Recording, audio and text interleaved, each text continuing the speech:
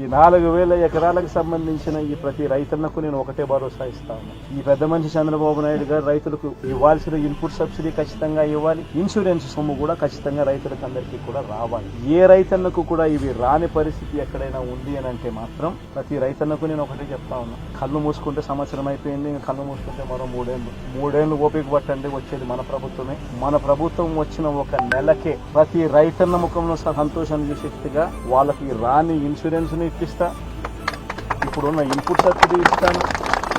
ఇవ్వడమే కాకుండా ప్రతి రైతన్నకు 2023లో ఏ రకంగా ప్రతి రైతన్నకు 50,000 రూపాయలు మళ్ళా ఇచ్చినట్టుగా ఆ డబ్బు కూడా మళ్ళా ఇచ్చే కార్యక్రమం కూడా ఖచ్చితంగా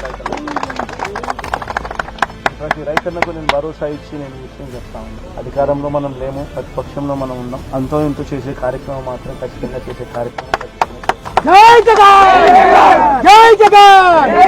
అది రాబోయే రోజుల్లో అవినాష్తో నేను మాట్లాడుకుని అవినాష్ ప్రతి రైతుకు మేలు జరిగేట్టుగా, ఎంతో కొంత మేలు జరిగేట్టుగా అవినాష్ ద్వారా అది చేయించే కార్యక్రమం కూడా చేస్తాం.